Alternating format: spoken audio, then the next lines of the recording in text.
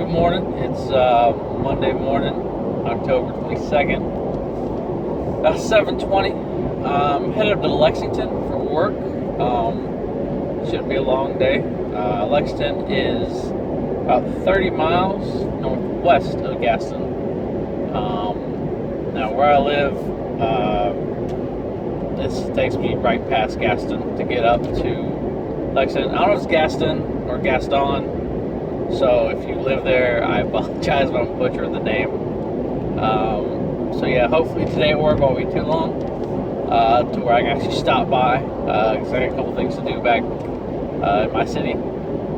But yeah, I'm just gonna tell you the quick story, the creepypasta,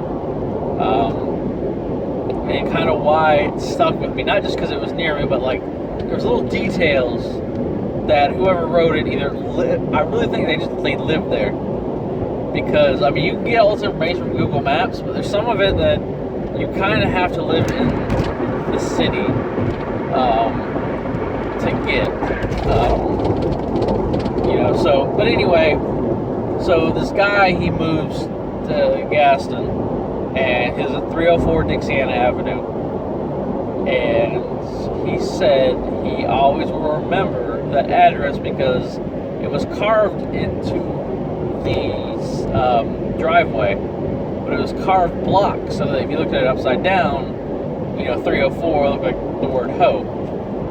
And that's a cool little detail. If you Google map it and you look at the driveway, it is written like that.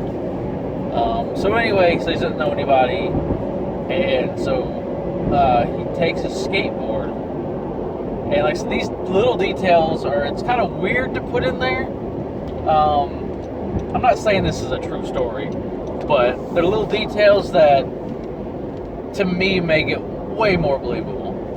So anyway, he's skateboarding. He said he didn't know how to ride a bike, and he skateboards up to a cul-de-sac that's going uphill slightly. He says it appears to be going uphill.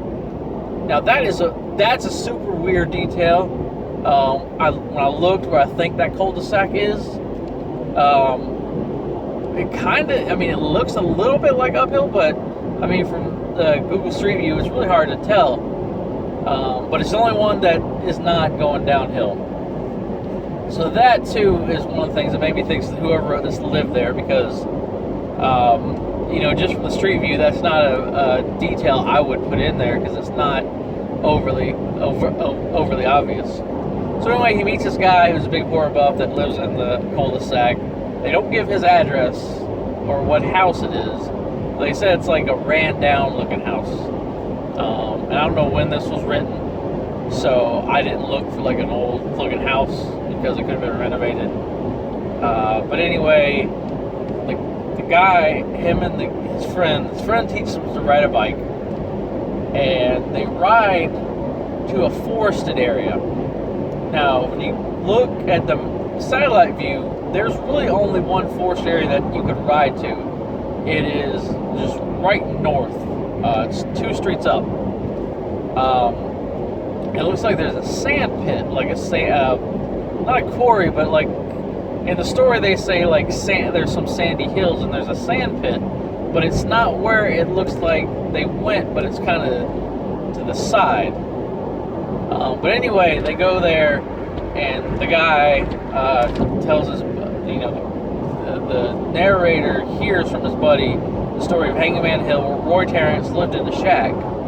And when, like I said, my satellite image, it's not a shack, but it's the only thing.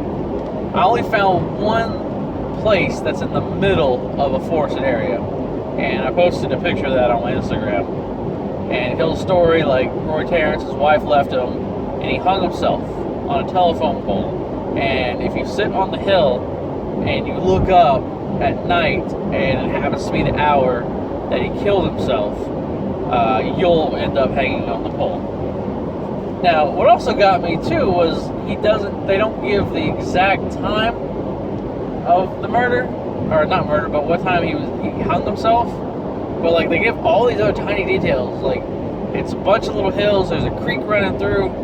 I didn't see a creek on the satellite map, but then again, they said it was a little creek. He said it was like 5 foot wide, so it could have dried up. But when I, like I said, what really got me was when I, with satellite imaging where I thought it was, and then there was just one telephone pole. That was it. It wasn't like a bunch of telephone poles like you normally see. It was just one satellite image, just one by itself, and it was right there. So I think that's where Roy Terrence hung himself.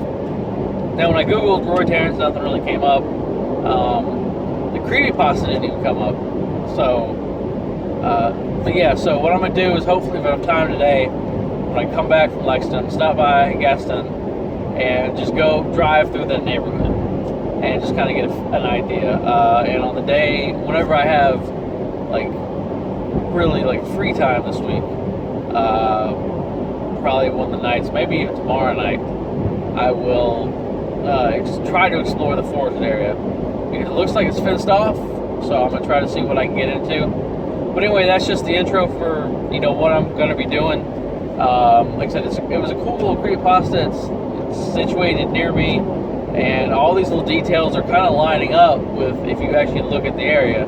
So I thought it was cool. I thought I'd check it out. Worst case, it's a nice little spooky adventure for Halloween. So hopefully I'll be back later today with some more video.